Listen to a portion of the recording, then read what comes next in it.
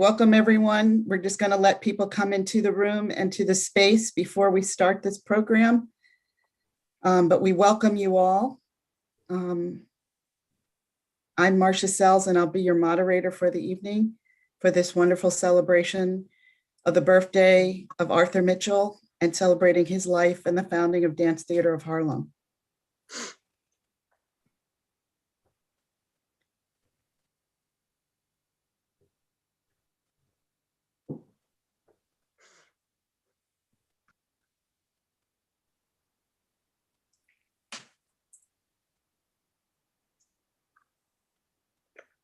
And this is really exciting for all of us for the 152nd Street Black Ballet legacy that has been developed through lots of conversations, but with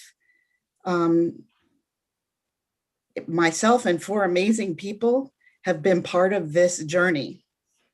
So without further ado, we're gonna start our program and introducing three founding ballerinas of the Dance Theater of Harlem: Lydia Barca Mitchell, Gail McKinney Griffith, and Sheila Rohan. And Carlia Shelton Benjamin and myself, Marcia Sells, are from the next generation of dancers that worked with Arthur Mitchell and also with these three amazing ballerinas, who, along with also Virginia Johnson, who is now the current artistic director for Dance Theater of Harlem, were those members who started with Arthur Mitchell on this journey to create the Dance Theater of Harlem.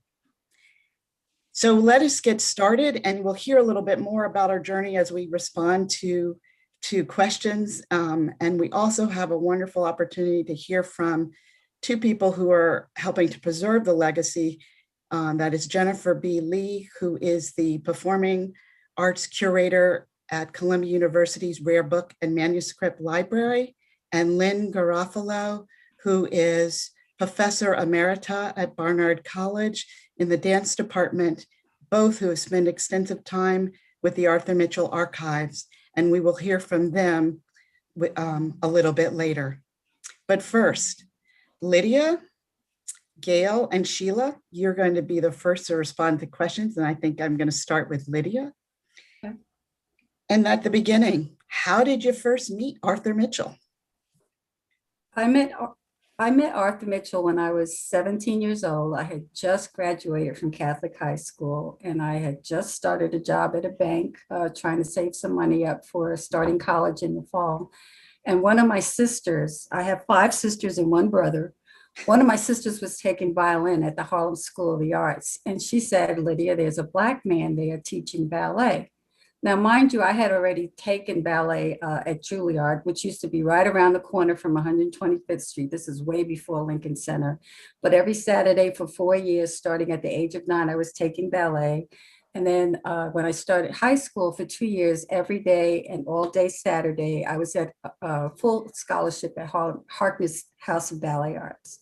Well, after 2 years of intense ballet training and not knowing where it was going to go, I decided to quit. And so when I met Arthur that summer, it was like everything came full circle. All of that training I had that I didn't know what I was supposed to do with, he was starting a company. I thought he was just going to be teaching ballet. I said, I'll give ballet a chance again. I'll give it another try.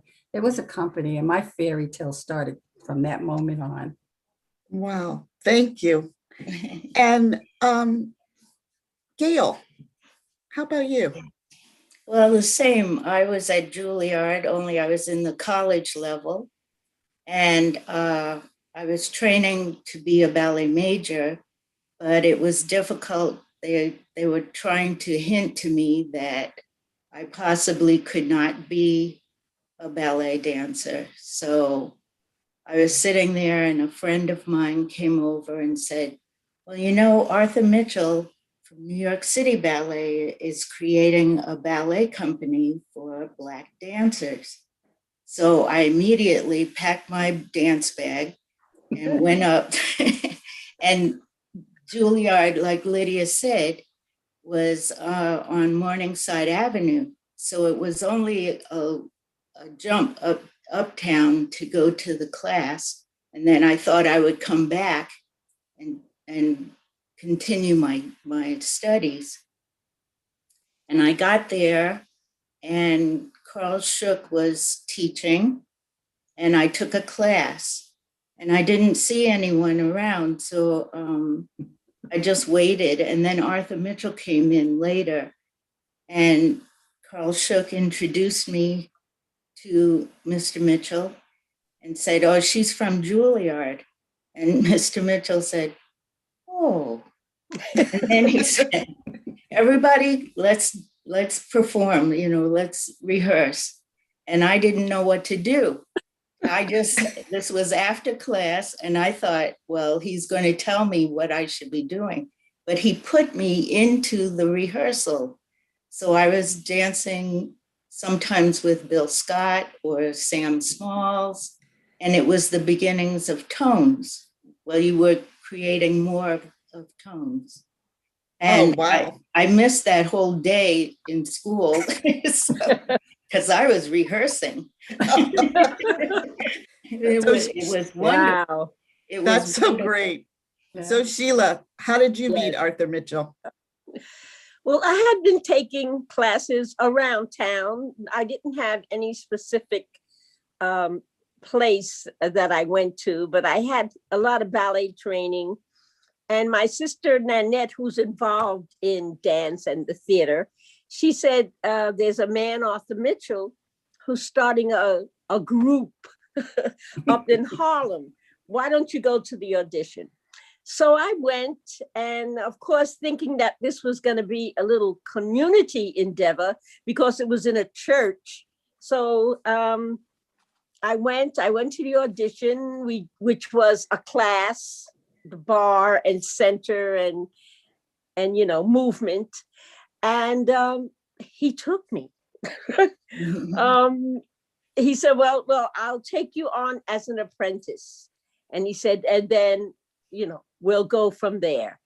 And of course, I said yes. And that's how it started.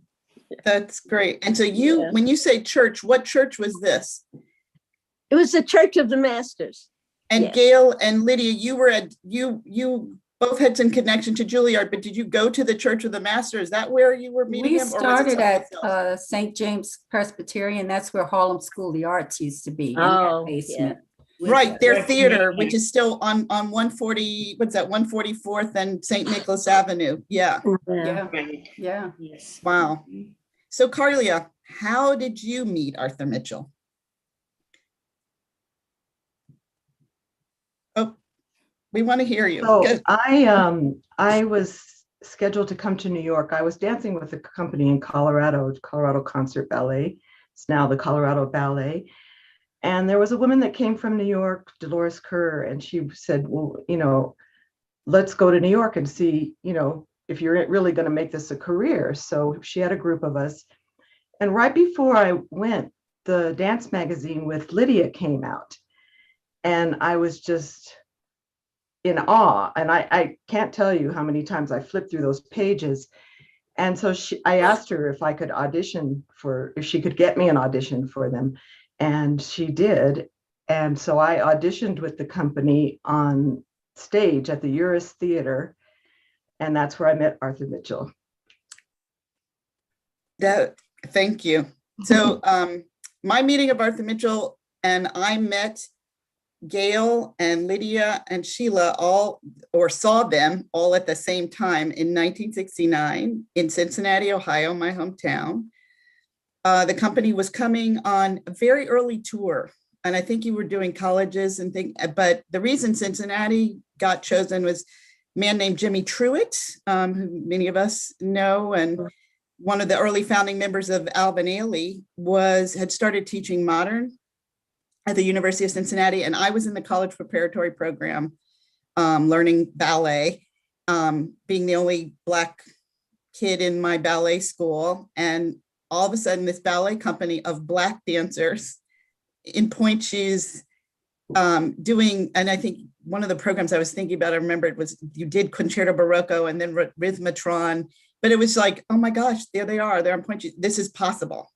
And Arthur Mitchell, my parents, I won't go, but being the parents that they are, invited Arthur Mitchell and I think one of the person who was company manager at the time, I don't know if Lorenzo James was the company manager, but he too was invited. They came to my house for dinner.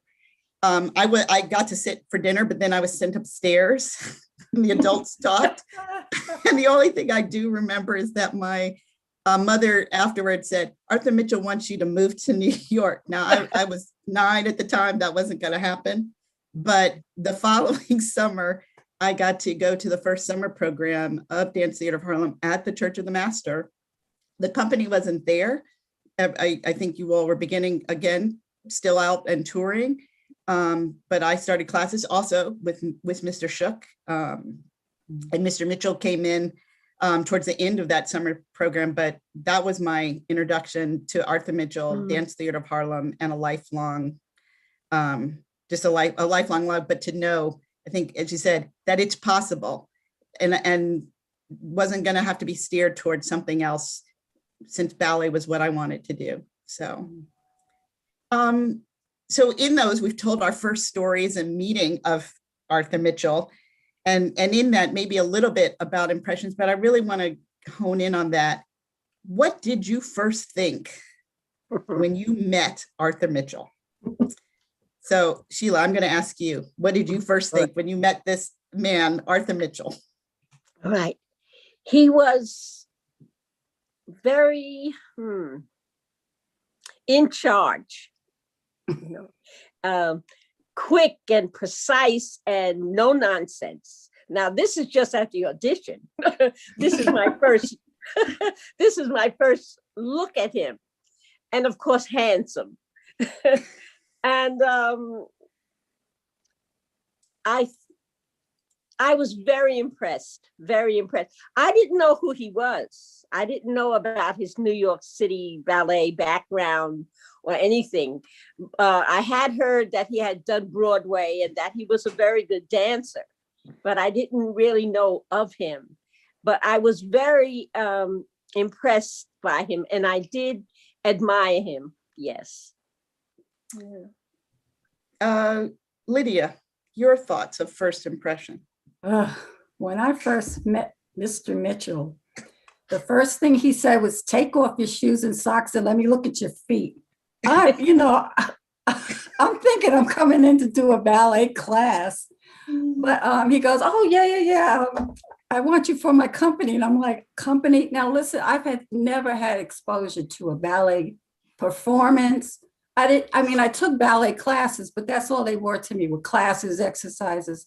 So when he said a company, if you come now, quit your job at the bank, I'll pay you $150 a week. I was there. I was a month, maybe it was a month, I forget. But I was out of that bank, and he taught me everything. I had training. I'd stopped for 2 years, but when I met this tornado, he had me performing within a month, back on point. Yeah. Wow. We did our first lecture demonstration and a little bit of tones. Yancey Stevenson and I and Gerald Banks and Walter Raines.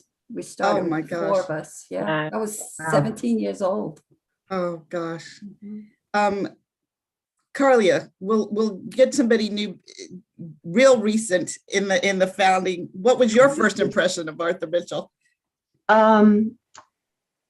Larger than life, Yes.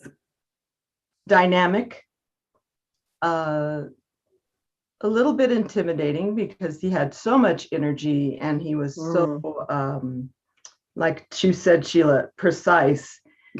He was no nonsense and handsome. Yeah. Okay, that seems to be there. He was handsome and it was shocking. And it's hard for us to believe. Gail, you were the one who told me, like, when we really look back at the age, he was 34 years old at this moment when he's founding this company. Yeah. And here is this person taking charge. What was your first impression? Well, as you said, he's strikingly handsome. He comes bursting into the room. And I loved his smile. He had this huge smile. And when he laughed, it was this boisterous laugh. So it softened your nerves a little bit, you know, but then he turned around and he was very demanding.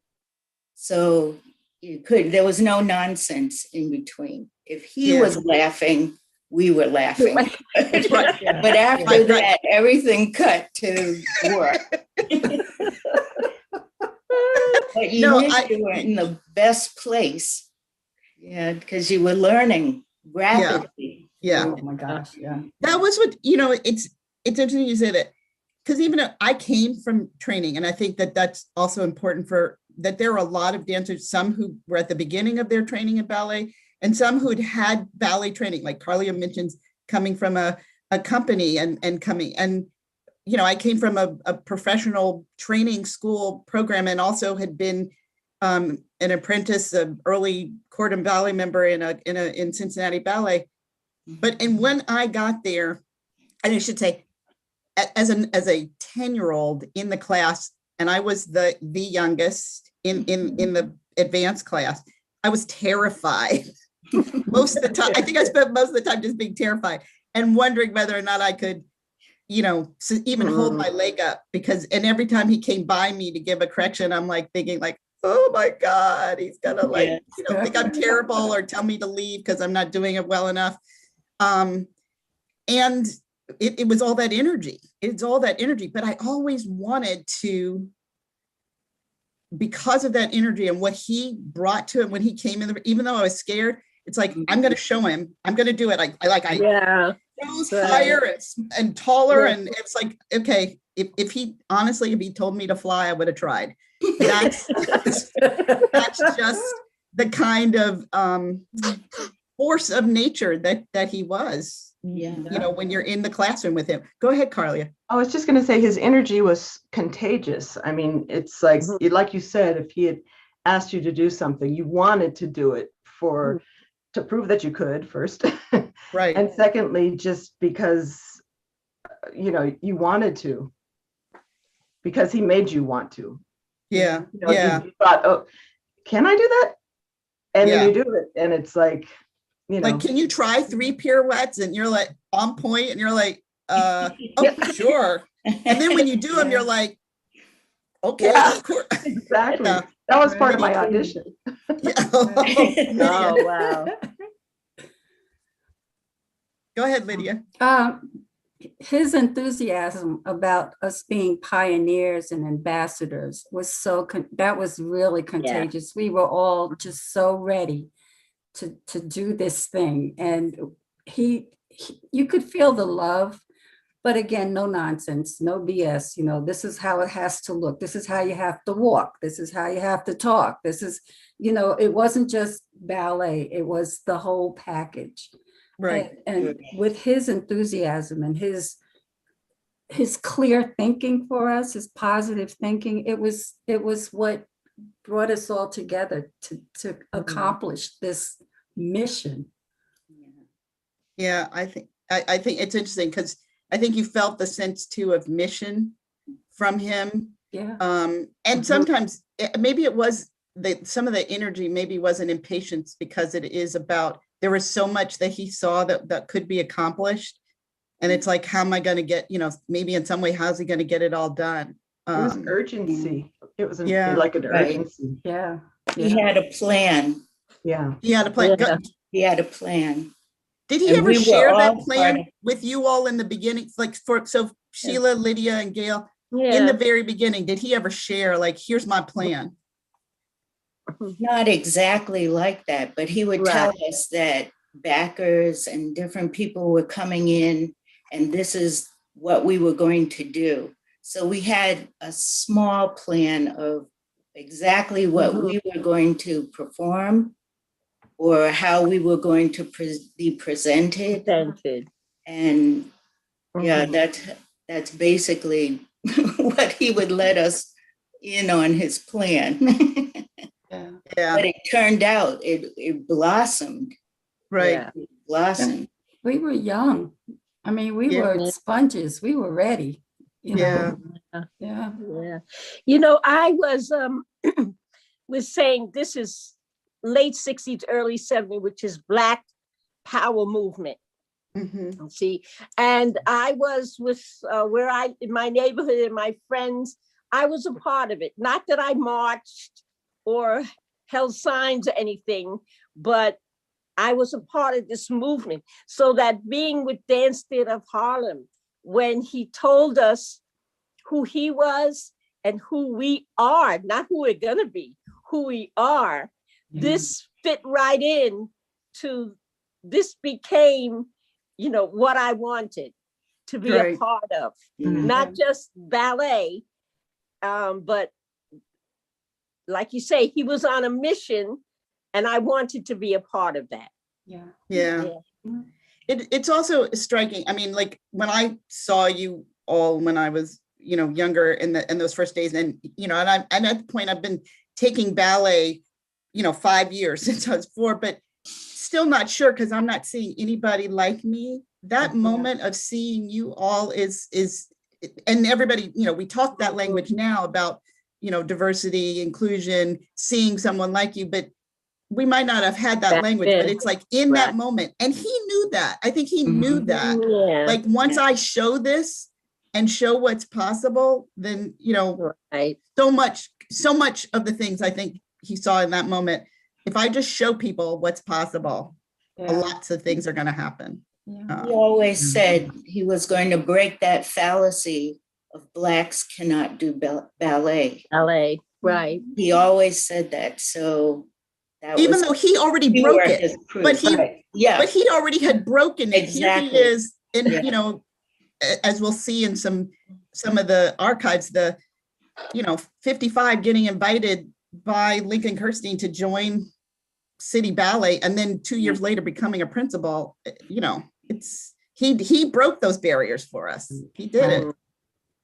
And the So he great knew it part was is that he possible. wanted to make sure there were more people. It wasn't just him alone. That's right. Right. That's right. He started this He company. opened those doors. Mhm. Yeah. Yeah. His focus was always for the youth, for Yes. young people, the neighborhood kids, no matter if they didn't understand what he was doing. He always invited, the doors were always open, and he would allow them to come in. He would talk with them, try to explain things, and that's the school. It grew so rapidly because Right. the kids they just loved to be there. Yeah. That was his feelings about everyone. He wanted to include everyone. Yeah. I think he So took that mystery out of ballet. I'm sorry. He took that mystery out of it. He made it something that was attainable. And so, and once you're exposed to it, I mean, you had to know what ballet was in the first place. And he made it like a mission to Right. expose those kids to ballet. Oh, Right. this is what they do in a ballet class. Oh, I wish I had seen it growing up, like a lecture demonstration. Yeah. But then you were the lecture demonstration. And you I became the know. model. You became the model. Oh my God. You were the first, when people said Black ballerina and you're on the cover of Dance Magazine, that's amazing moment. I just had to figure it out. And I had him to guide me, and to guide all of us. We were a family. Yeah. We still are. Still are. We still are. All these years later. Carlia, you I was going to say, like in the lecture demonstrations, he could make it so that whatever it was, whatever you did, there was ballet in it, whether it was jumping to make a basket or whatever. And a lot of times he would take a dance that people were doing, and then he would break it down, and all of a sudden it became a tendu or, something like that. Yeah. So, yeah. It was I think that relatable. helped, Yeah. build the school because people were like, well, I want to jump. I want to make that. I want to dunk. Right. I want to lift a girl up. Right. Throw her over there. Throw her over there. Right. So before we get to some more stories I want to bring in right now Jennifer Lee and Lynn Garofalo. If you'll turn on your cameras so we can have you join us and welcome you to this conversation. Hi, Jen. How are Thank you? you. Great to see you, Jenny. Hi. Hi, Lynn. How are you? Hello, Marcia. Hello. Great. Before we even have you start talking with us, I have your slides up, and Jenny, we'll start with you. And here we go. And you see, Jenny, I don't know if you want to say anything just even about this first slide. Well, it's so important. And of course, it was the photograph that became the logo for DTH and design, all kinds of things like hats and tote bags and T-shirts and everything. But it is from the Pas de Dieu wagon. And now I'm blanking out on the photographer. But it's a great Was this photo. Martha Swope? I think this one is. Martha I believe Swope, that's yes. Martha. This is Yeah. Martha Swope. Right. So next. Okay, so this is Butler Library on the main campus of Columbia. And we have floors on the top of the building. This is where Marcia brought Mr. Mitchell. And when you're talking about him being a force of nature, I was laughing because when he came the first time and met with our then director in our then director's office, Mr. Mitchell had wanted to have some space on campus as an office. Well, New York, of course, there's, every inch is hard to come by. So he said to our then director of the Rare Book and Manuscript Library, "Oh, this would be a nice office for me." So, we all know, every one of us We've can laughed imagine about that a long Yeah. time because, of course, Mr. Mitchell was ready to just move right in himself, and we were there to talk about his archive. So some of the archive was actually being stored in a facility on Amsterdam Avenue, and it then got moved to Butler Library. Next slide, please. And one of the, there were two unusual requirements in the deed of gift that Mr. Mitchell created with his lawyer and the Columbia team. And it was signed just before the end of the year in 2014. These were for a program and an exhibition to be hosted and funded by Columbia, celebrating the donor's life and work. That was written very carefully into this deed of gift. So Lynn will be giving you an overview of the exhibition and the accompanying website that we were so happy could actually be created before when he was still with us. But the program, and what you see here is the cover of the program, took place on October 2nd, 2017, after having to be postponed twice as Mr. Mitchell had a second hip replacement on the same side and dealt with other health issues. Next slide. But on October 2nd, it did take place at Columbia's Miller Theater. And what you're seeing now is actually the Q&A that followed the program with the wonderful Lorraine Graves, who had come up from Norfolk, Virginia, to be artistic assistant to Mr. Mitchell for the program. There was a very lively question and answer period following the program. Next slide.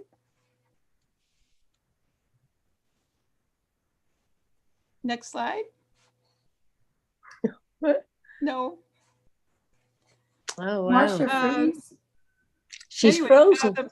the program was emceed by Mr. M, and it featured excerpts from ballets choreographed by himself, by George Balanchine, by Alvin Ailey and others.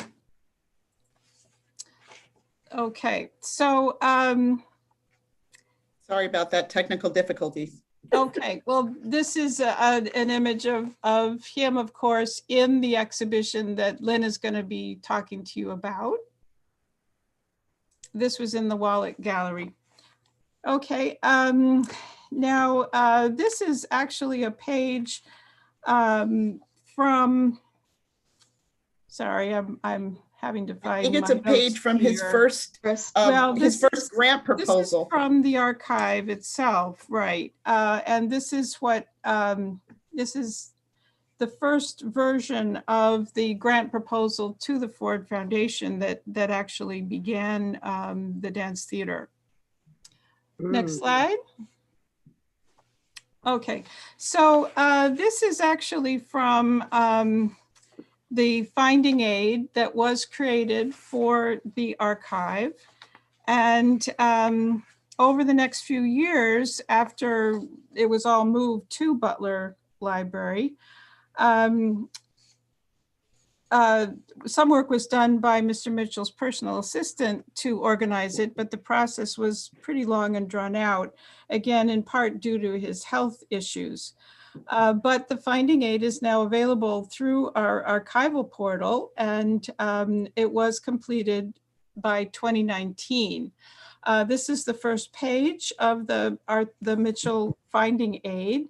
And as you can see, and you can go online and look at it yourself, certainly at your leisure, it describes the collection as including 96 linear feet of material in 122 boxes, with the bulk dates ranging from 1934 to 2019.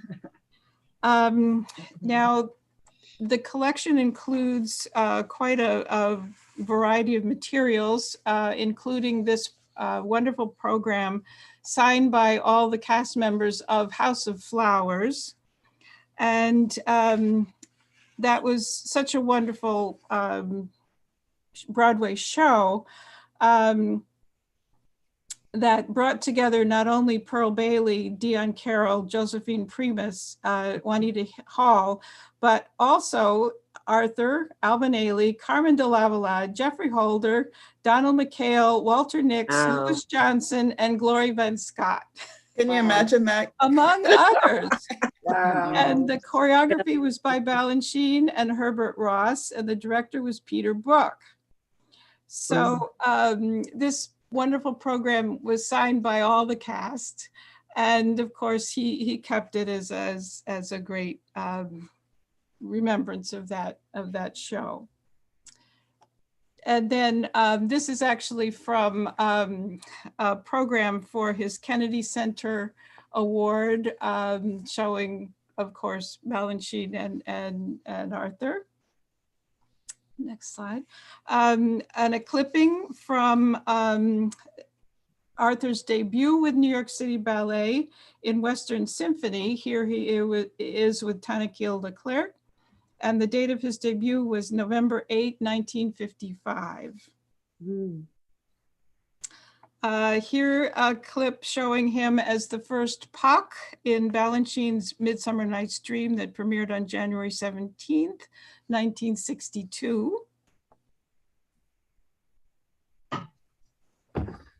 And then we're going backwards here. This is actually a very important document that he kept from the USSR tour of New York City Ballet, where it shows what he actually was performing in when they made their very important trip to the Soviet Union.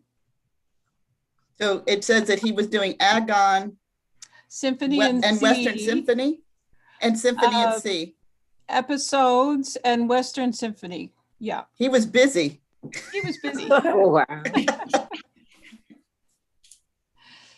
And then he did quite a bit of work in Brazil, and this is a document that is in his archive. Let me just get to that part in my notes here. I think this is the part too, Jen, when you were saying, this is, I think Mr. Mitchell always talks about he was about to go start a ballet company in Brazil. And then, after the assassination of Martin Luther King Jr., it's like, why would I do that? Right, right. So this is earlier in 1968.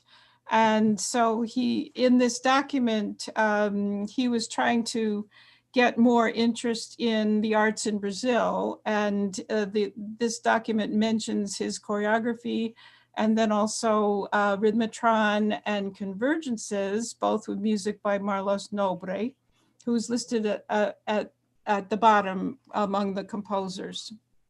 So he had Rhythmatron all ready to go before he started DTH. Okay. Yeah.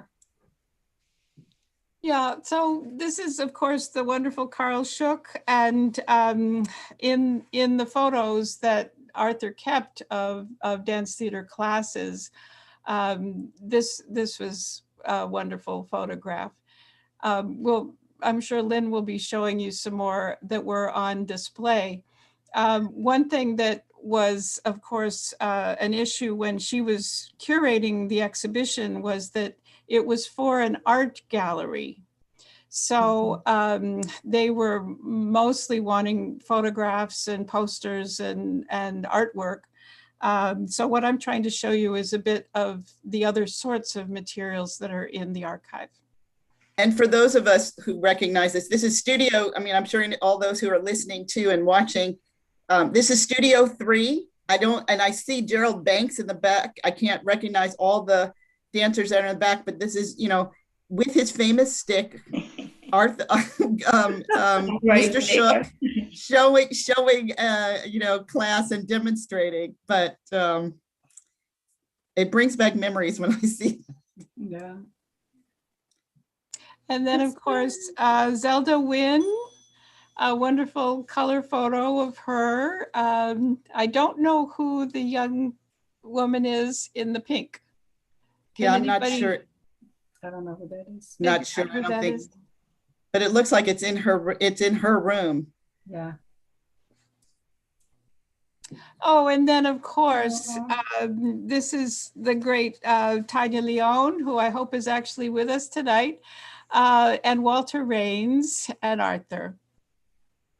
This is in the VIP section of the archive photos.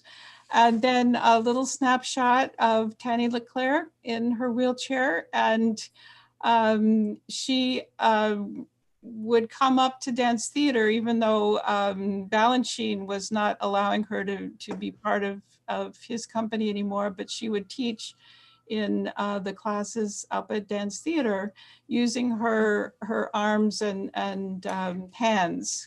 I would just have memories of 4 guys who used to carry her wheelchair at Church of the Master down the stairs because it wasn't ADA compliant. And but her teaching a class, I mean, we'll get to that. Some of us will talk about those memories, but it was amazing to see her and how quickly she could get around the room and get to you to make a correction. Yeah.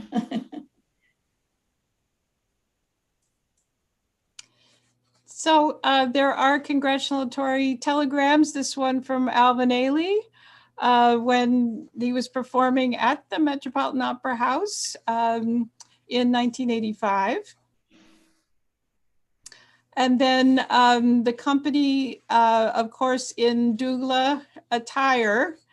And somewhere here I have the date actually of that. Then playbill with the great Stephanie Dabney in Firebird.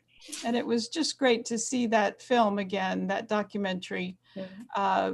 Was it last week or the week before? I've lost track here. I think it was last week as part of this, yes. Right, right. And then this is a very important thing. The reference materials that Mr. Mitchell actually used, in this case, A Brief History of the Free Black People of Louisiana, to create Creole Giselle. And from a wonderful souvenir program that was on display at the exhibition gallery. But of course, here is the end of Act 1 of Creole Giselle with Virginia Johnson. The archive includes photographs of the building at 152nd Street. And in this case, it also shows the additions that were added to the building in 1993. And then in Sesame Street, Mm. I think This that's, is- was that Charmaine and is that? And I think Lisa Addles. Lisa Addles, I think. Yeah. And then when he received the Kennedy Center Award in 1993. And I think now this starts, Lynn, you're going to talk about the exhibition. Yeah, yes. And I'm so glad Jenny was able to show some of those documents. I mean, it is really amazing when you see the first the drafts of his very first grant proposal to the Ford Foundation, and to see him making notes in the margins, adding things, taking things out, crossing things off. You really get a sense of that perfectionism that he brought to almost all aspects of his life. Jenny showed you a little bit of what the archive looked like when she picked it up from the storage space, but I should mention that it was 100 bankers boxes, and no one really knew what was in those boxes. And so when I sat down to start working on the exhibition, I started with box number 1, and who knew when I would open it up what would be inside? You know, it's kind of like a mystery. And I thought I had a year to do the research and to go through these 100 boxes. But then in a few months later, I heard that they were going to have to push up the opening of the exhibition because of a scheduling problem. So then instead of having a year, I only had 4 months. And of course, then panic struck, as you might imagine. But it really turned out to be a stroke of great good fortune, because when the exhibition opened in January 2018, Mr. Mitchell was still very much with us, basking, as you might imagine, in the limelight, and leading, as you saw, gallery tours of the show. And I know that Lydia was on one of them, and he was taking you around with great obvious pleasure for doing that, and organizing events and all kinds of other things that he was able to be fully a part of, even though, of course, he physically was not what he had been when these ballerinas first met him and experienced his charismatic presence. But now, had we opened when we should have opened, he would no longer have been with us. So here was fate just taking it out of our hands. I wanted to say a little bit about the exhibition, and which sort of it affected what had to be part of the show, is that he really had a sense of history, and he used his collection to, I think, memorialize his life, his career, and vision, what many of you were talking about, his mission. And this is clear from the exhibition.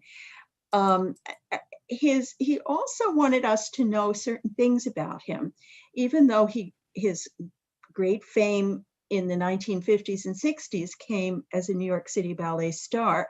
His collection doesn't tell the same New York City Ballet story that other collections I've seen do. For instance, it begins with what I call his pre-story. That is, his life as a modern dancer. He started out at Performing Arts High School as a modern dancer and wanted to have nothing to do with ballet because he felt it wasn't expressive enough. And then gradually he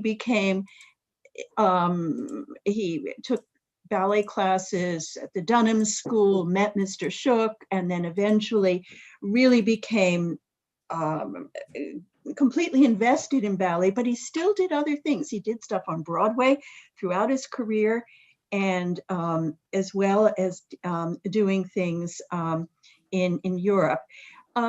He also, as you all know, could not take a bad picture. And so whenever he met photographers, he would have sessions with them.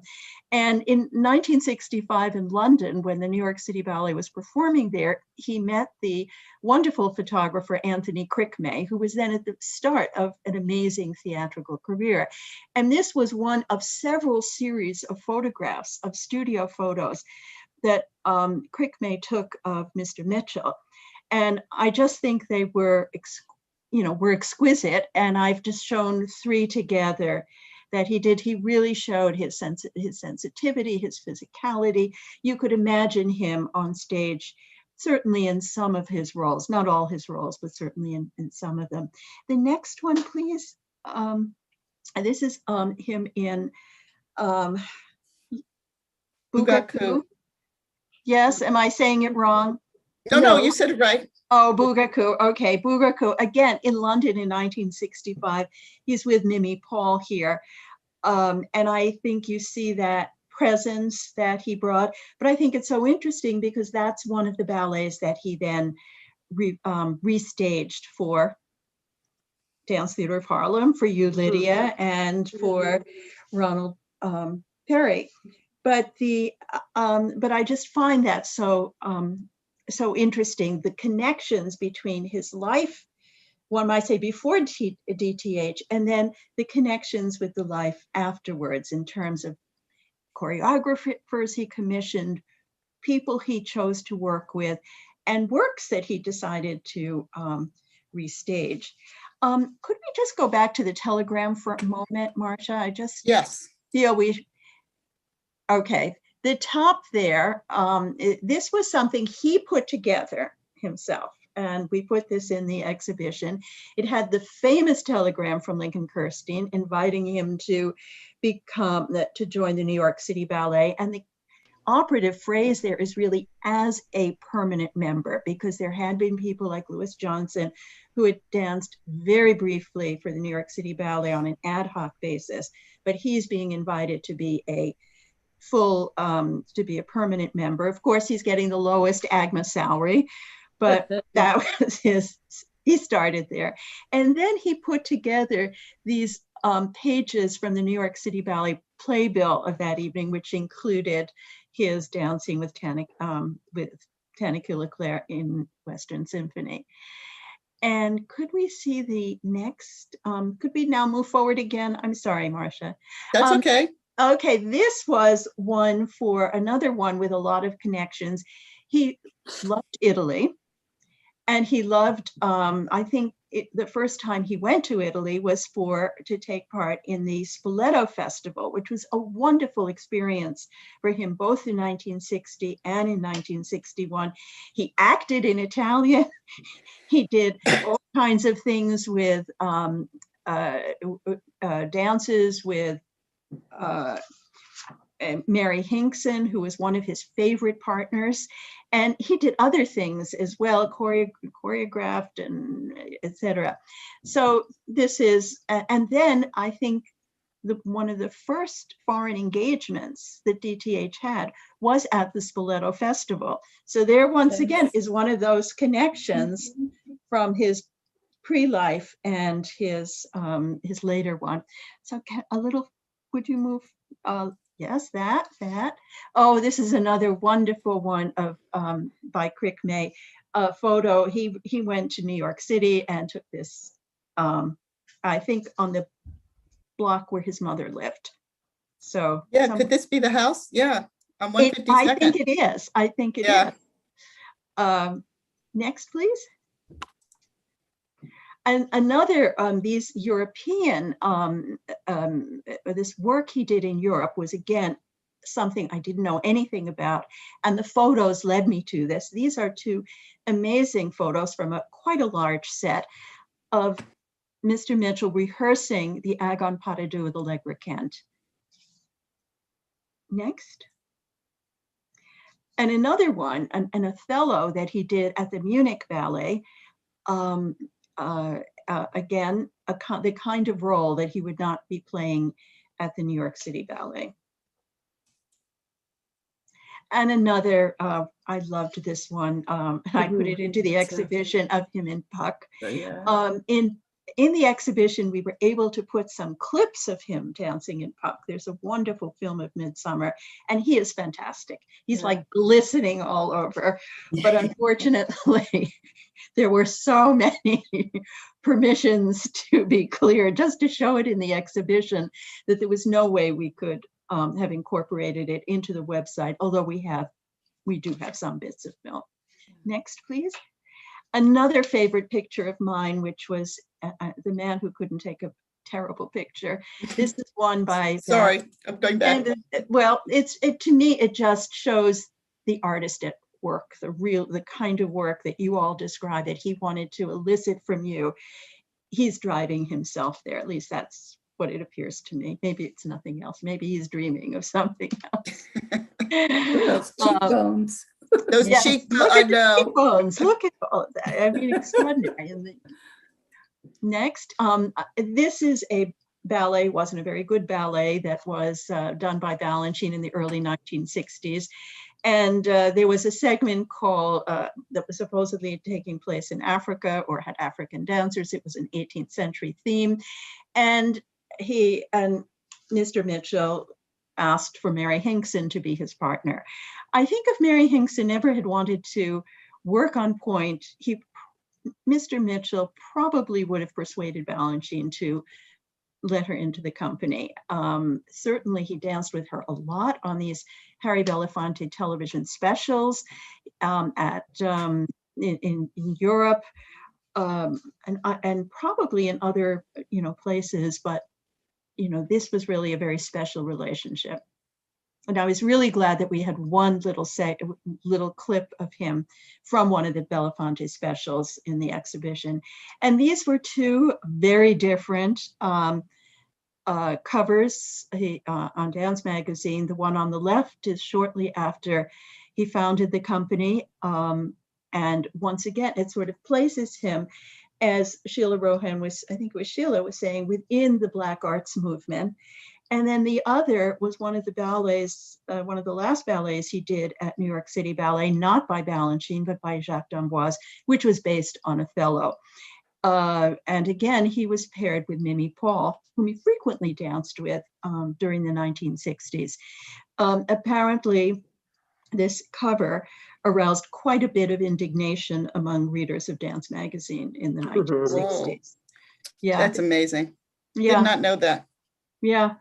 I learned that from someone who had been the Lydia Joel, who was the editor, had been her student intern and opened the mail, and so saw a lot of the letters that came in.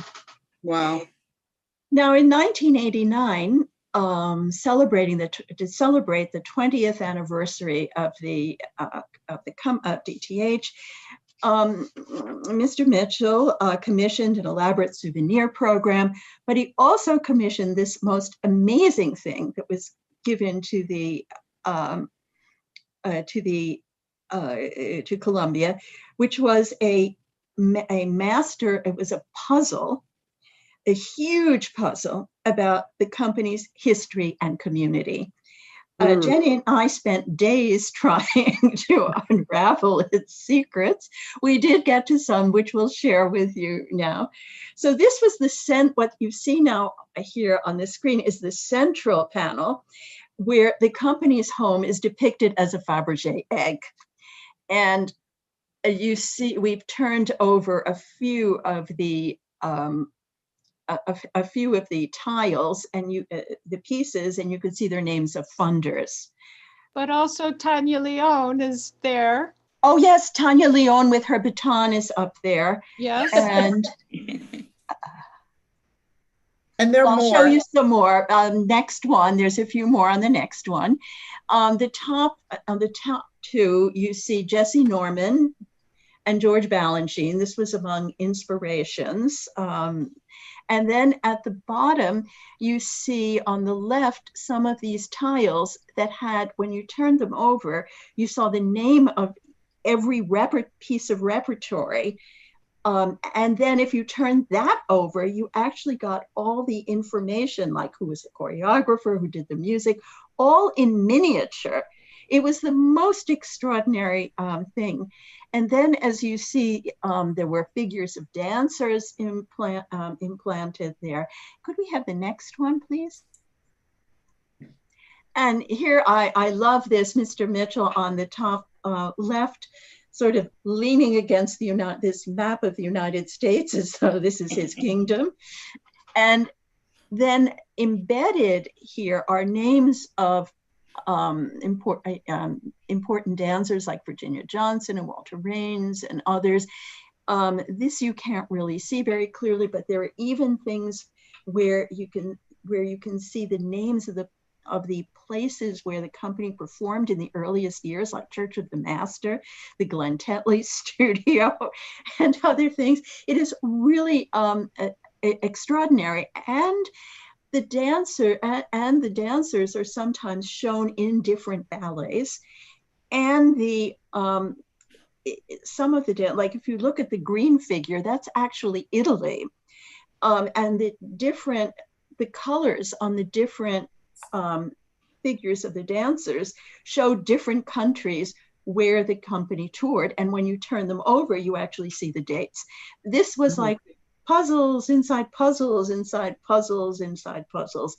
It was one of the more amazing things that somehow that ended up in the gift to Columbia. And then finally, once again, with another one of the donors. There are many donors and many are there. There's Frank Barra signing this. He was the puzzle maker, who was also a friend of Mr. Mitchell's, and the date. So it's this extraordinary piece of folk art of, I mean, an extraordinary memory of the company during its first 20 years. Thank you so much. Thank Lynn. you. Thank We do you have very much, a- Jenny. We really somebody- appreciate that. So I wanted to just say, and I know we have audience questions and things, but even before that, just for particularly Gail and Sheila, Lydia and Carly, I've seen a lot of this, getting this archive. What are your thoughts when you see this and you see this history, and even some of the pictures?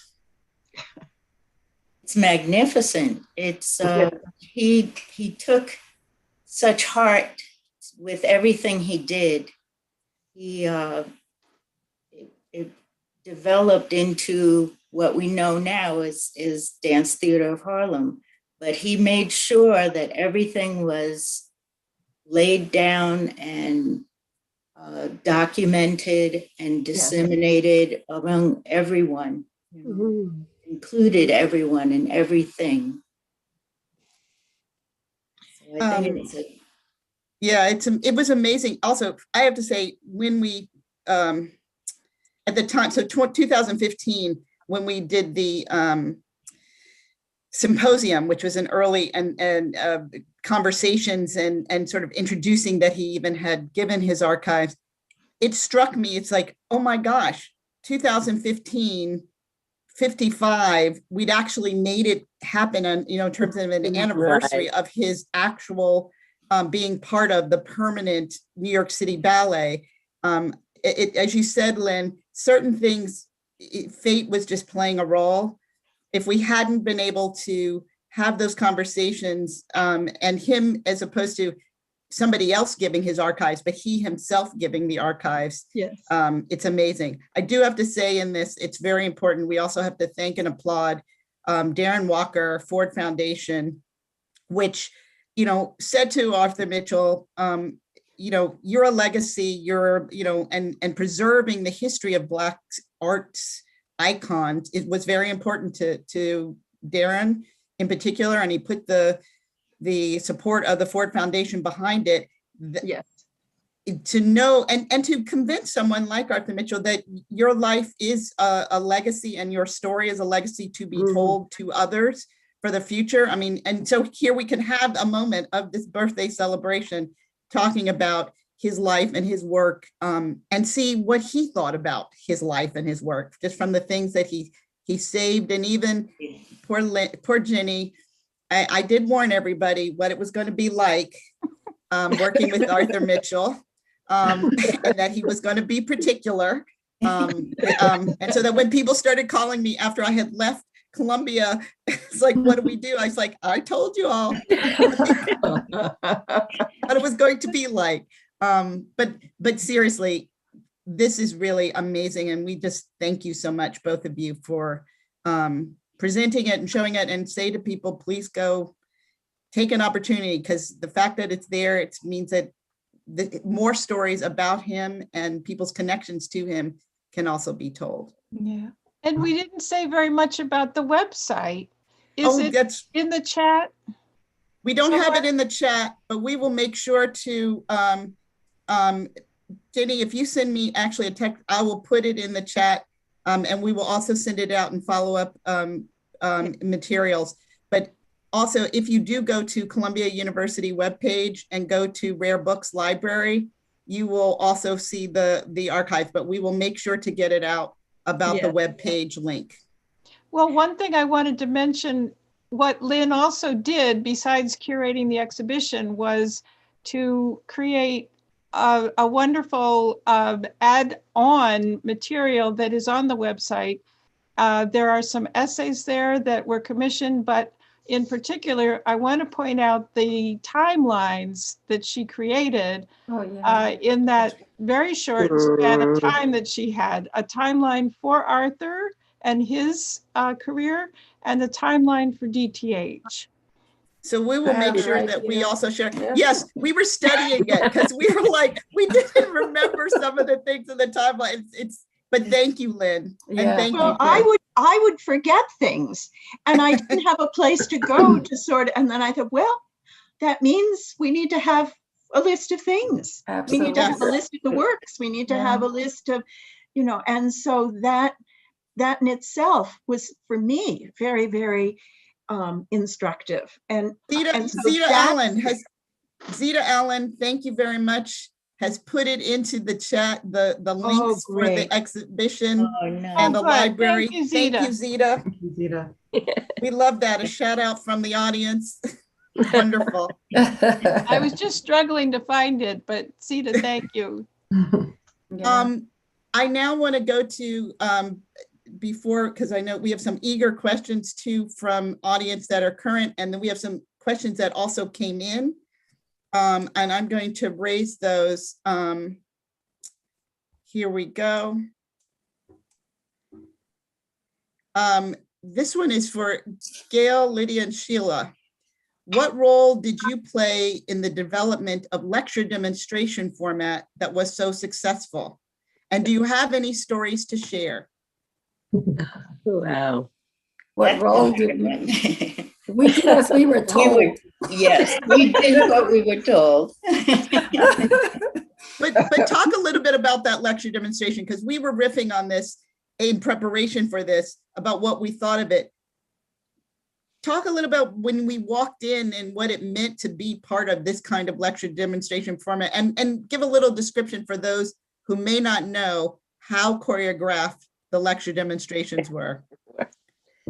I remember when either we would walk out on the stage with the curtain up, or we would be in place at the bar and the curtain would go up. Each and every time there was a big awe about how we looked, how we presented ourselves, and that came directly from Mr. Mitchell. He was, and it was choreographed. Everything was a story, everything. And we would stand, after 1,000 lecture demos, we would be mouthing the same things that he was saying because we knew it by heart. Yes. How many of you have a cat? Yes. Oh my God, I forgot that. The catwalk. Yeah, the catwalk. And when you're in a hurry to run somewhere, do you bend your knees? You know? Yes. Yes. All right. You waddle across. Yeah. I also remember the frug, which now I don't even know if anybody of this generation will know what the frug is, but or he would say, when you're doing this and it could be Yes. slowing down The the arm. monkey. Yes. Right. That's called the monkey. The monkey. Okay, sorry. This is the frug. I forgot. Yeah.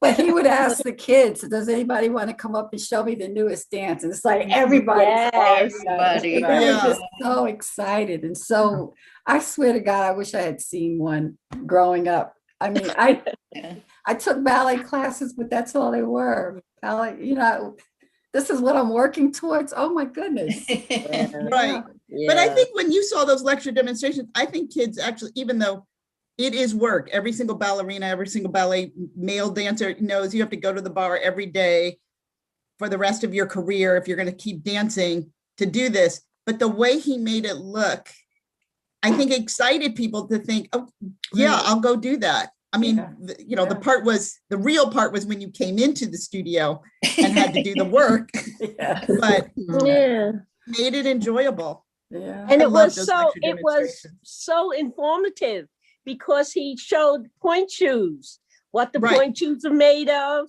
tights, why we wear tights and leotards, and he just explained everything that in a way that the young people could relate to.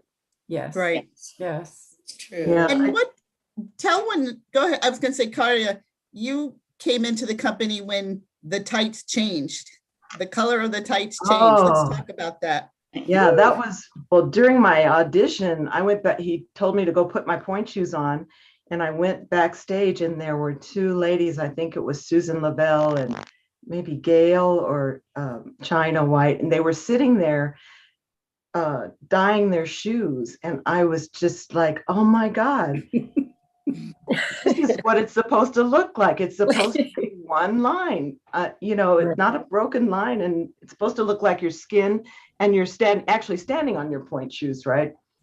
And so that was pretty much, that sealed the deal for me. Yeah. What was it like, Lydia and Gail, to make that transition? What did for Gail, Lydia, and Sheila when that transition happened from pink tights, because the company did start out with pink tights, to move to what we know of as flesh tone? But in a lot in the beginning, Yancey Stevenson used to wear brown tights on top of her pink tights. Right. And she would cut the foot out so that it was on top of her point shoe as well. And it made her legs look really long. Yeah. And at first it's like, what are you doing? But it made perfect sense. And Arthur picked up on it right away. And that's, it wasn't So that that's easy great in terms of the dyeing the legacy. tights and the shoes. That was exciting. Experiment. Yeah. We first we would dye our tights in tea. I remember. Mr. Before Miss we Wynn took over the dyeing, we used to dye them in tea to get the color we wanted. Yeah. Right. And then we discovered the pancake makeup to make them dull so they wouldn't stick out. Right. Gotcha. It was a science. It did. I remember the first time dyeing my shoes, that first time trying to match tights and shoes and ribbon. It's enough as a ballerina that you have to already sew your own ribbon and elastic, and then add on to it. I know my house, with the newspaper on the floor, so I don't get, and painting every shoe, and then making sure that the dye on my laces, because Mr. Mitchell, he would notice stuff like that. Like if it didn't match, you had to go back and fix it.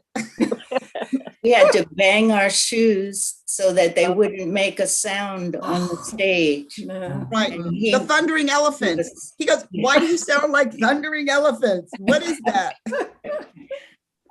But that was so important, the tights and the shoes. It became, our look. Our signature. Part of the style, a signature. Yeah. Thank you. And now the whole Yancy, generation doesn't have to, they may not have to dye their shoes or, quote, find flesh tone tights for the brown skin dancer. Because before, I remember if you go find flesh tone, it was a pink. But Mhm. now we know, you know, Yeah. there are different shades of what is flesh tone. Yes. Yes, definitely. Going back, we had hairstyles too. We cut our hair and wore afros. Yep, Yeah. Yeah. yep. Mhm. And And at all of that, first, and Martha doing didn't- classical ballet, you Yeah. know, it didn't change the line or suddenly with the fro versus the bun, but those are the things that establish like this is what a Black ballet company looks like. Mhm. Yeah. Yeah. Yeah. Yeah. So one of the things, I'm going to go to some of the questions that we have from from the audience that were sent in earlier. We have, how do you envision attracting more Black and brown girls and boys to ballet, both as spectators and emerging performers? How do we do that? I know for me, exposure is key. Yes. They have to be exposed to it. You know, to talk about it is one thing, you know, ballet, but until you see it, that's where the interest comes, you know, the desire to do it. And it's important to be able to see somebody that looks like you. You know, it makes it tangible. I think Right. we were all, To be more of that. yeah, Yeah. I think we were all the only ones in our class, you know, coming up. So, Yeah. A ballet class, yeah. mhm.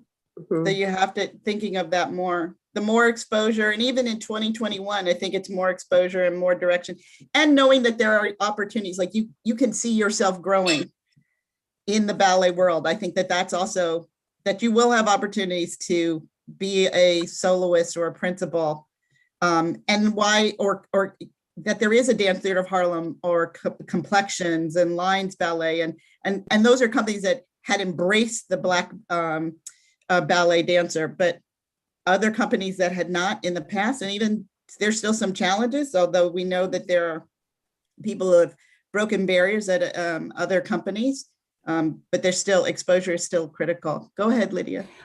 You know, another thing is, like, I'm the oldest of 7 kids. There was no money for me to take ballet classes growing up. I was fortunate in that I was awarded scholarships. So that's another way we can get more dancers of color involved, because it's very expensive.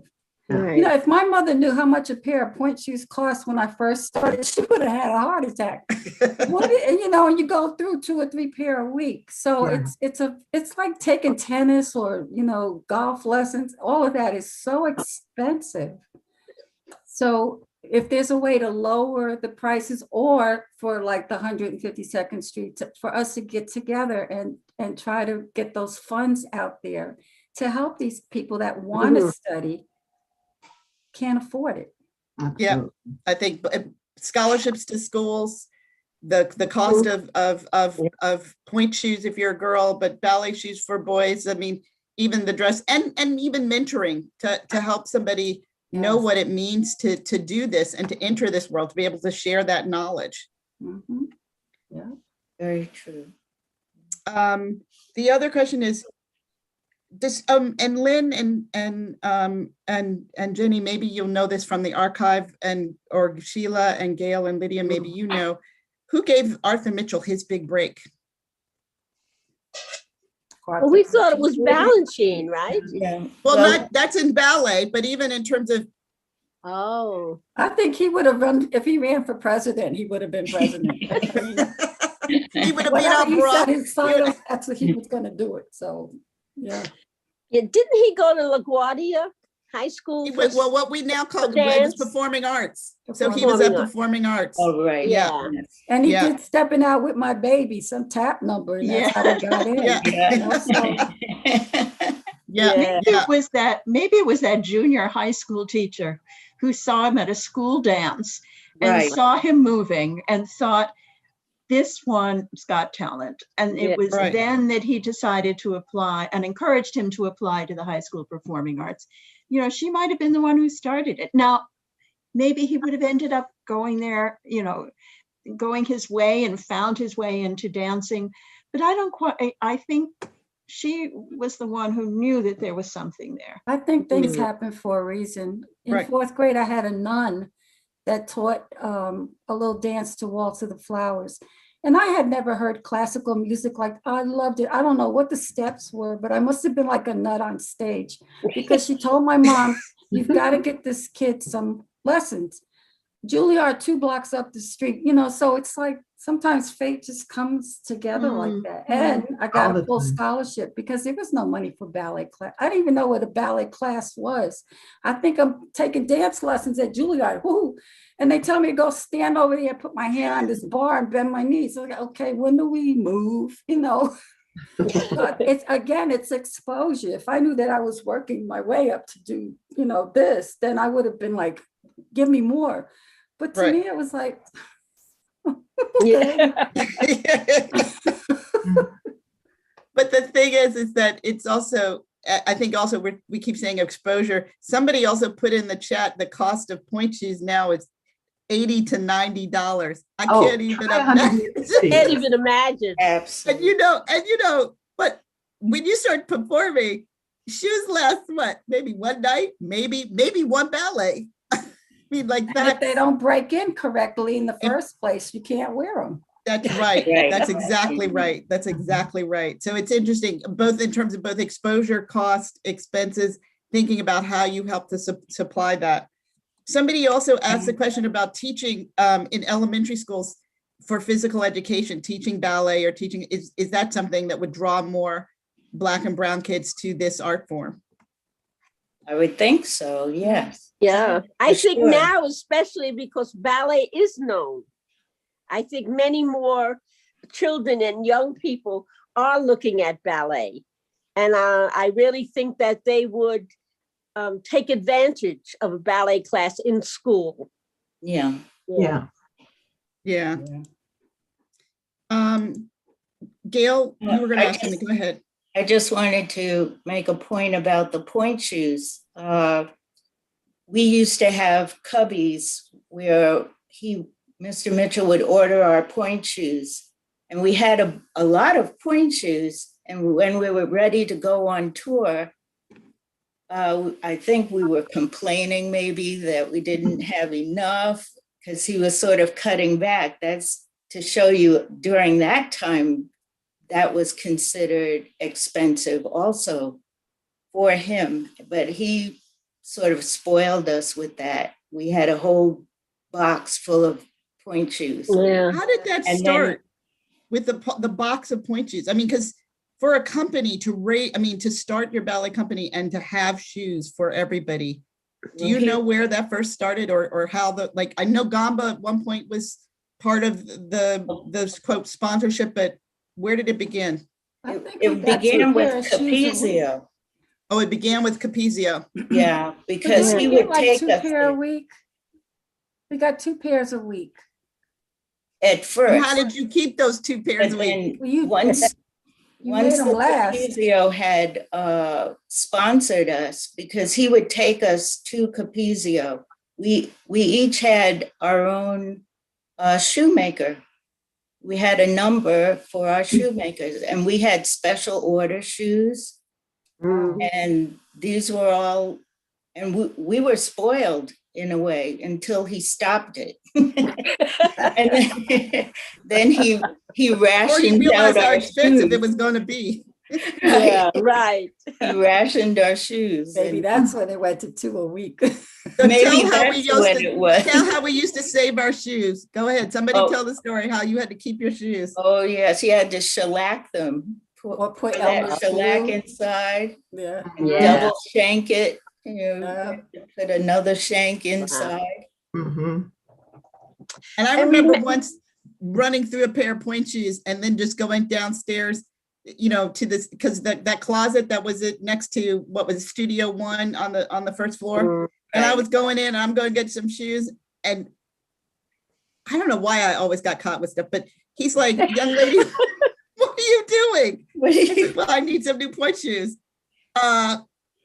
What's wrong with the pair you got? You have. And I was like, they've worn, he goes, you better get with one of the older girls and they're going to show you how to save your Last, shoes. I was yeah. like, okay.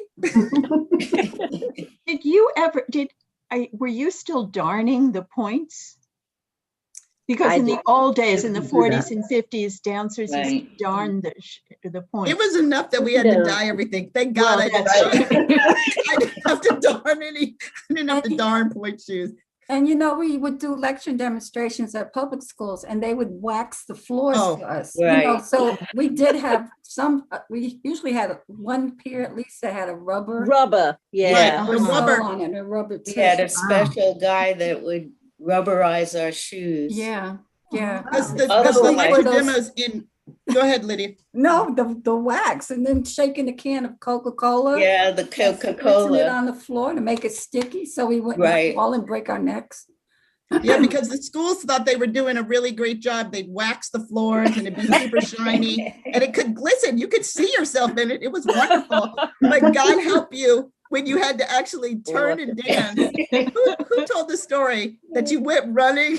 Oh, Oh. Mr. Mitchell used to make us do that. You run and you leap and the guy plucks you out of the air. Yes. And I took off and went sliding on my back past my partner, and the kids just loved it. It made me get up and do it again. That was Oh, that God. was the run. That's why we had to have the rubber on the shoes because it was Yes. crazy Yeah. in those Yes. lecture demos. Yeah. It was. And no Marley. This is all before, putting Marley down on the floor and all of that stuff. Yeah, this is, Jim You know. Floor, slick. but yeah. Yeah. So I have two more questions that came in earlier. Here we go. Somebody asked, did Mr. Mitchell ever marry?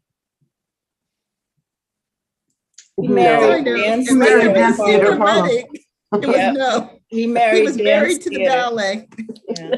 No. But you know what? Mel Tomlinson has a book out, Beyond My Dreams. And he wrote in there that he had heard that I was married to Arthur Mitchell. All he had to do was ask me. No, Well, your last name is Mitchell. it is, but it's the Al True. Mitchell. Same No. initials. Oh my goodness. Whew, that was close. That's okay. What has been your favorite experience, and Oh, what was the most impactful experience through this work with Dance Theater of Harlem and Arthur Mitchell? Well, there's too many to really narrow it down to one. I think that for me, I was the ballet mistress of the company. And just having that intimate talk with him or work with him on different designs and tasks that we had to do, that was very important for me. And it expanded my skill sets to that I take with me today. When I teach, when I'm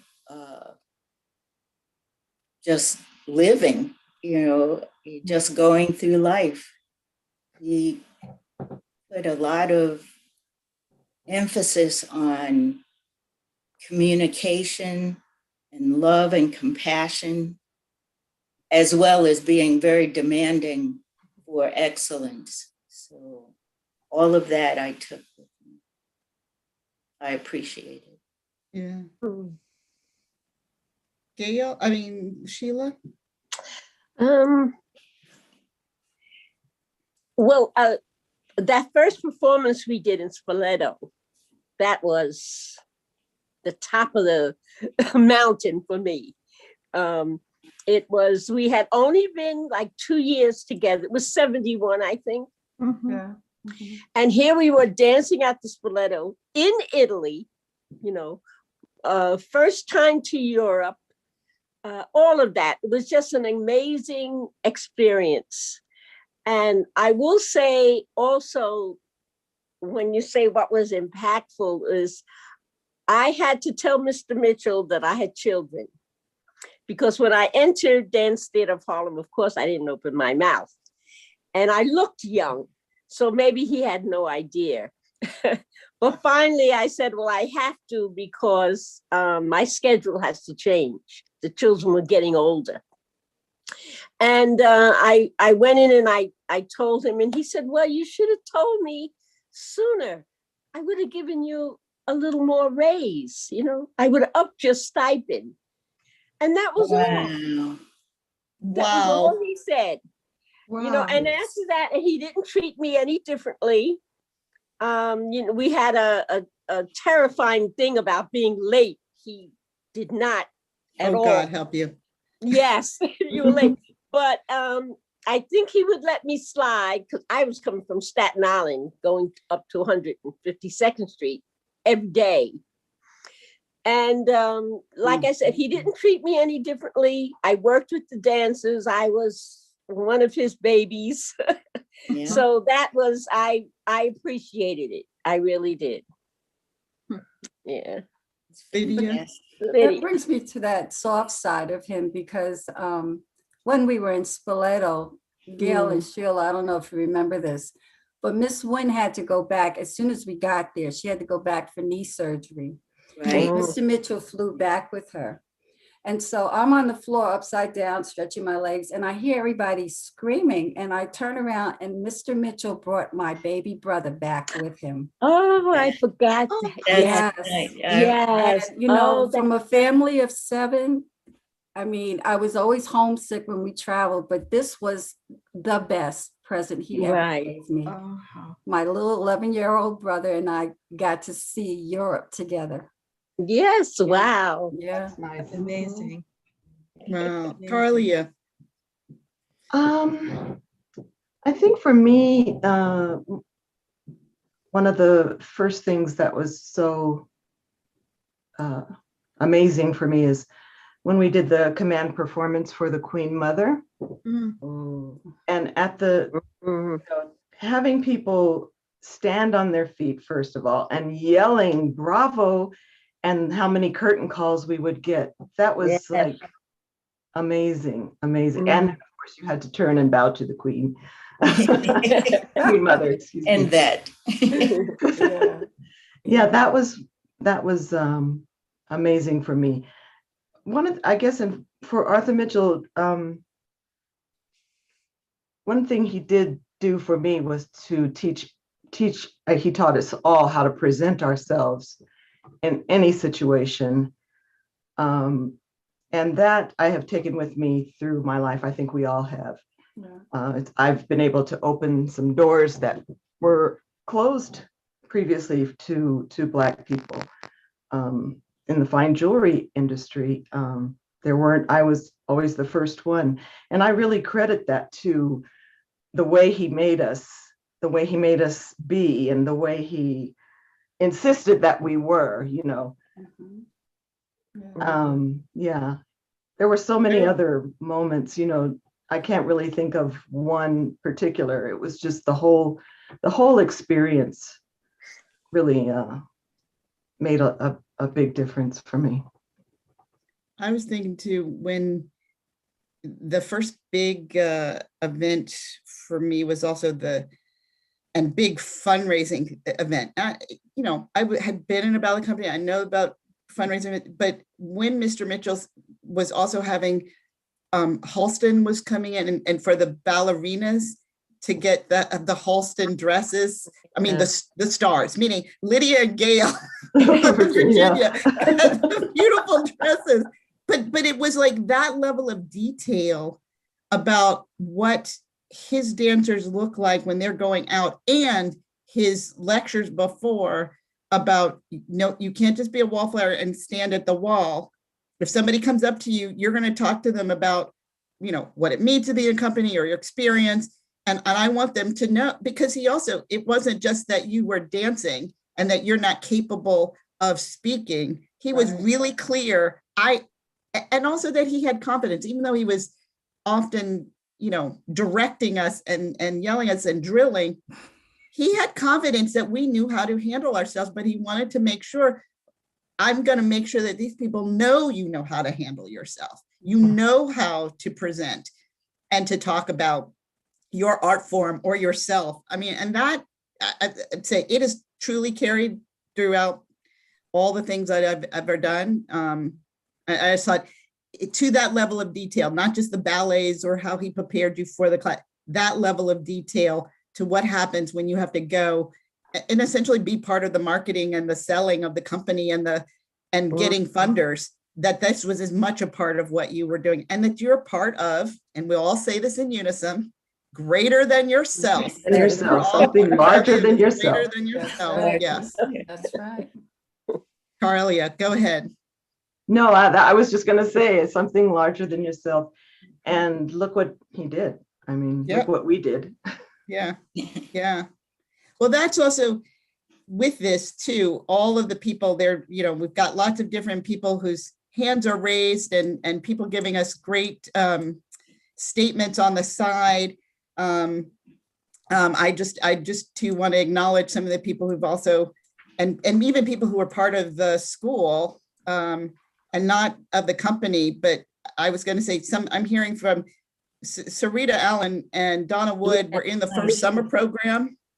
And I actually, my mom took a picture, you can see, and Gary DeLoach, the late Gary DeLoach, and Patrick King, all of those are, I mean, there are people who've been part of DTH and its founding and took that work into other companies and spaces. I mean, that's also part of the legacy too of Arthur Mitchell and the things that they've done. Jenny and Lynn, I realize I should give you all a moment to think about what you thought of that was impactful about Arthur Mitchell, or both when you have met him, and Lynn, you had met him before the archives, but Jenny, if you want to talk about a little bit about what was impactful for you. Well, one thing that I'm sitting here realizing is that he was not intending to leave this earth. He had great plans, and Carlia, you mentioned the royal family. He wanted to reestablish that connection. That was something he mentioned right before I saw him about 2 weeks before he died, and that's when he came up to dance theater to do Tones 2. But he had plans, Yeah. Lynn? One thing I was always very impressed with him, and as I say, I really knew him personally only at the very, very end of his life, was his elegance in every way. This elegance, the way he held himself, the way he spoke. I may have disagreed with him sometimes on what he wanted to put on the wall or what he wanted to emphasize more than others, and things, but he always had a vision of something, and I admire that enormously. And I think it's related to this sense of mission. I think it's just related that he knew very early on where he was going. And I mean, early on, I have the feeling that when he was like 18 and 19 and 20, he knew where he was going, that he knew he wanted a company. He early on, before he went to Brazil, I think he was almost at times trying out all kinds of different things, cultivating certain people. So all of this could then come in and be part of this company. And and that extraordinary energy, and there is on the website some footage from this documentary where early documentary from the 1970s when he's doing a lecture demonstration, and probably several of you are actually the dancers in the thing, but you see him doing exactly what you're describing, saying, come up here and do one of this dance or that dance, and then turning it into a tendu or this or that. I mean, and he's there, and he's extraordinary, and extraordinarily charismatic. I think his impact, I'm not sure that his impact is as, I mean, people admire him. I'm not sure that his impact is perhaps as large as it might have been, or as broad as it might have been. I mean, it's interesting. I don't know if part of that is that people haven't had the opportunity to reflect on it, which is what motivated us to think about having this birthday celebration, to really talk about that, because there's sort of the progeny of companies and people who've been influenced, who went out on their own and founded their own companies. I do think some of those are like that legacy. We may not have said it like that, but you know, from Fabian Barnes, the late Fabian Barnes, to Dance Collective. There's somebody who also sent a note that they decided to found, I think the Dallas Ballet, because of a conversation that they were having, Dallas Black Ballet with Mr. Mitchell. So it may not have been as evidence, and part of that is when one of us write the book or the movie comes out, the things that we can talk about more to explain his impact. Go ahead, Lydia. And I think in carrying out his legacy, not everybody wants to come to New York. Not everybody can come to New York, but that doesn't mean you don't want to be a professional dancer where you are. And I've been fortunate enough to work for over 20 years with Nina and Waverly Lucas down in Atlanta. They founded the Ballet Ethnic Dance Company, and I just love the company. They to this day, Arthur Mitchell was their roadmap that led them to where they are now. They just celebrated their 30th anniversary. And there's other dancers that have come through the doors of 152nd Street that are trying to carry out that legacy. It's not something you can just throw away. It's in your bones. I mean, it is. I don't know how to describe it. We've been friends for 50 something years, and 152nd Street Black Ballet Legacy, we've been meeting every Tuesday for over a year. And it's like every day is a new day. Every day is remembering something else. And it's just so close to the heart. And even those people that left, they carry some of that with them. Not everybody left, on the best of terms or whatever, but you still got something from him. That's it. And the company, I have to say, the part that's really, I'm very happy that he got to walk into the studios, that, Virginia, and had him walking into the studios and working on tones as the company was getting ready for its 50th anniversary season. I mean, I think if he had to go out, this was the way to do it. Yes. Both having had his archives and the conversations I remember when the first article of the Times came out, because there had been the challenging times of the struggle when the company had to close its doors for a while and then build back up, and the school had to come back.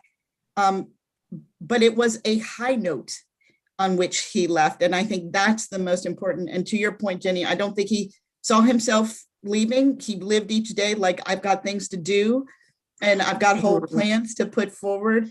The fact that these things are in place and he could see some of those things in place before he left, I think that's, and for him to even, I remember at a point after the symposium, he said, and that thing of like, okay, I got it. I think I got it.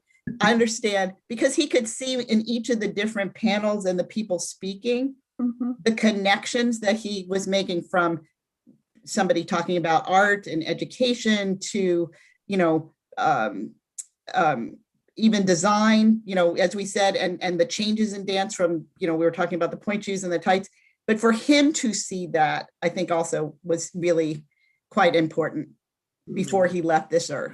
That I thought was really quite I think it was one thing that was clear to both Jenny and myself and the others who were working on the exhibition, was that there were moments when his unhappiness at what had happened, when he had to leave the company, and when in 2010, would come back to haunt him. That was clearly a low point for him. And I think in the course of the what happened at Columbia, with the things that Marcia was just talking about, with the exhibition, that it helped mend his fences with the company of today. Jenny and I were both present when he, on a Sunday afternoon, he didn't want to do it during the week, but on a Sunday afternoon, that he went for the first time to the studios and walked into the building. He hadn't done that before, and looked around, and that was the beginning of a kind of rapprochement that I think became very, very meaningful and led, I believe, to that was the start of what you were speaking of, Marcia, of him working on tones and that kind of that culmination Coming back. Yeah. And for that company to experience, I mean, there are many companies that now, members of company that have had not had the chance to experience what we describe in those moments of rehearsals and class. But those dancers at that moment, at that time, in his space that he built, were able to experience. Yes. It may be a little bit, although I've heard it may not have been as tender as he might joke. Whatever. But it was there. It was there for them to feel that that we all have described in what we experienced.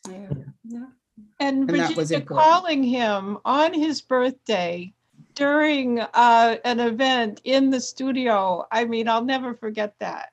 Yeah. It was just marvelous. Yeah. It's great. I have to say one other moment too that was really great. I'm so glad that he was able to also get an honorary degree from Columbia, and just watching him get ready in the robing room. I was still working at the university, but to see him get ready in the robing room, and he was really excited about it. I went, Yes. it was great. It was great to watch that. There's a picture of you and Mr. Mitchell when you're walking with him in his robes. I thought that was so sweet. Yeah. Yeah. Yeah, it was a lot. I mean, one of the pleasures of being able to work there and get to go behind the scenes and see him. So we are coming up towards the close of this evening. And this has just been amazing. There are a few thank yous that we need to do. And Carlia has one specific one too, from the producers of the PBS documentary. Yeah, we all saw the Firebird production at Kennedy Center. It was really great, and it was fun to do. And this is what we received. The executive producer of the Kennedy Center Tonight PBS series, Dale Bell, the editor and producer, Beverly Baroff, of the Stravinsky Firebird 1 hour PBS special that won the Peabody Award in 1983, and the attorney who facilitated the whole process, Lynn Wallace, would like to hold hands and celebrate the vision of Arthur Mitchell, who devoted his art, his talent, and his soul to the formation of the Dance Theater of Harlem, to honor the Reverend Martin Luther King Jr. Thank you. Right. It's really amazing. Yeah. And even before I get to some of the thank yous, I think that there are just some things Lydia, Sheila, Gail, and Targums of talking about, and Carly at the 152nd Street Back Ballet Legacy Project and some of the goals. Yeah, we came together with the purpose of preserving our history. There were no cell phones or recording devices were a little bit more primitive than they are now. And so that's one of the things we wanted to do. And we plan to make an anthology of all the people who passed through DTH with their pictures and their bios. And that's one of the things. And we also were talking about today, somehow being able to give scholarships or get scholarships to these students that really want to study ballet. And like Lydia said, it's very expensive. So we have a lot of goals. We have a lot of plans and a lot of projects. Yeah. But I don't know, does anyone want to add to that? I just think it's, I know everyone's been listening to just the 5 of us, the 7 of us, but there were so many stories when we started this organization last year. Every week we had, members, alumni, anybody from dance theater to call in and tell their stories and, share the things that they experienced with Mr. Mitchell or not with Mr. Mitchell. But those are the kind of stories we would love to preserve. We want to have that for other people to read, up and coming. We had a lot of good times. Oh my gosh. Partying with Mick Jagger. Uh, Throw that in there. What about Oh my Stevie gosh, Wonder? Stevie Wonder. Stevie Wonder. Stevie Wonder in the studio singing songs from the key of life. I mean, Yeah. on the upright piano. These were before we had the grand grand piano. pianos in the studio. Oh my Yeah. gosh. But also remember when he was coming, at least, okay, I'll tell you. When he was coming, I kept going, he's blind. How's he going to see the ballet? But he sat there and you would not have known that he was blind if you didn't know, quote, Stevie Wonder, the things he talked about, what he felt, what he could sense from the dancing. Exactly. I mean, it was, and we were performing all out because Mr. Mitchell was like, it does not matter. You will be dancing as if this was a performance. And we're in Studio 3. Yeah. Yeah. That was amazing. That was amazing. He brought a lot of famous people around. That was Oh, eye-opening. yes, yes. So who's coming to 125th Street today? It was- Lord Snowden, okay. Princess Margaret, hey.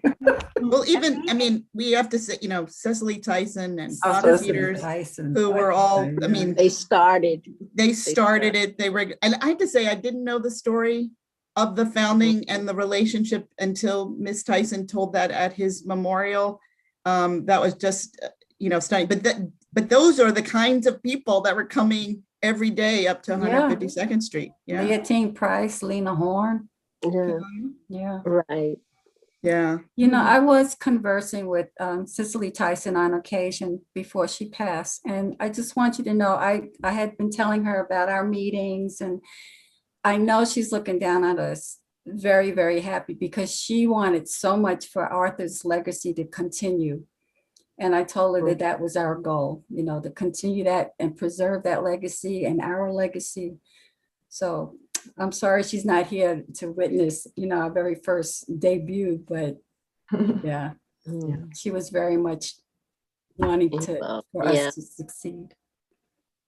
And with I don't want us to run out of time and not say thank you to both to Dance Theater of Harlem and Virginia Johnson, also one of the founding ballerinas of Dance Theater of Harlem, and now the artistic director for DTH and carrying on this legacy, and Anna Glass, executive director for DTH, who helped us, spur us on and let us know, in terms of Dance Theater of Harlem's support for this project, as well as their excitement that we're helping to bring some, dancers together to tell the history, both of the dancers and of Arthur Mitchell. Yeah. Jenny Lee and Lynn Garofalo, thank you. Jenny, Thank you. I have Thank to say, you. that moment when I showed up at your door and it said, do you think you might want these archives? You're just like, okay, how fast can that happen? Yeah. I know and- the years have just disappeared, but Yeah. Yeah. And Lynn, thank you in terms of both your knowledge, both of ballet but placing also Arthur Mitchell and Dance Theater of Harlem in that history and lineage. I think that, those are things that we might not have had an opportunity to do. And I'm so glad that this could be part of it. So thank you. Yeah. I also say to Lisa, Yoki and Chris Wright, Chris who helped Yes, design our, yay. and Lisa who's been a force of nature in terms of getting us Nature. to think through what we needed to do in terms of media and outreach and social media and press. And Yeah. also behind the scenes, you know, people aren't seeing, they may see the logo, but I have to say thank you to Umar who stepped in to help us put this together and is the technical force behind this and all the work that is going on. And we also have some notable people who we think have signed on, and we want to make sure that we mention who are also part of the legacy of Blacks in ballet and Mr. and Arthur Mitchell's legacy. And that's Joan Myers Brown with Philadelphia Company, Kevin Thomas with Collage Dance Collective, Denise Saunders Thompson with the International Association of Blacks in Dance. Lydia has mentioned Nina and Waverly Lucas from Ballet Ethnic Dance Company. These are, you know, companies that are part of that legacy. You could add also Alonzo King Lines and Complexions with Dwight Roden and Desmond Richards. And so we say thank you that this legacy is going on. We say thank you to the dancers of dance, the current dancers of Dance Theater of Harlem, for being a part of that legacy, even though some of you might not have had that experience of Arthur Mitchell, but knowing that you are in the building that he built, the house that Arthur Mitchell built, and experiencing that. I hope that it's seeping through to you and filling up your blood, and all of the people who joined us today to talk. I can see on the chat, I can't mention everybody, but former dancers, former company directors and executive directors. Clark Center. Go ahead. Clark Center. Hope Clark Center, that's right, Clark Center. Sheila had helped, is one of the people who found Clark Center, all those. When we think of some of the people, and also I just think we have to lift up for those, along with Arthur Mitchell, who is not with us, but there are so many of us, when we were looking at some of our pictures, our fellow dancers who are no longer with us, who are part of this journey, and might not have seen this, you know, to even imagine in that moment of 1969 that 50 years, 52 years would happen, that there'd be a building, that there'd, you know, be stories, that an archive is left, and a legacy. Tanya, I mean, we've seen some of the pictures of Tanya Leone and her music, and I mean, you know, Black composers. He made that along with Black choreographers. I mean, he made those things possible. So with that, who's going to sing? Who's supposed to be wait a minute. singing? I just want to say one thing. I want to say or give a shout out to MOB Ballet because for their thorough work MOB, absolutely, that's right. of Thank just you. documenting Black ballet dancers. I mean, it's incredible what Teresa Howard has done. Teresa Howard, thank you so much. Almost. Yeah. So since we know that not everybody can sing on Zoom unless you orchestrate it, so who was chosen? I forgot who was chosen, who's going to sing, because it's not me. No, all together. Yeah. We cannot sing all together. You can. One, all right. Why not? 2, 3. Happy Happy birthday birthday to you. Happy birthday to you. Happy birthday, dear Arthur Mitchell. Happy birthday to you. We actually did it. We are so excited, and we hope that you all enjoyed this, and the love that we have for Arthur Mitchell and for this legacy and our experiences with Dance Theater of Harlem. And we look forward to doing more. Oh, Carla's got one more thing. Go ahead. Check out our website, 152nd Street, blackballetlegacy.org. Great. Great. All Good right. night. Take care. Bye. Good night, all. Bye. Bye. Bye-bye. Thank you.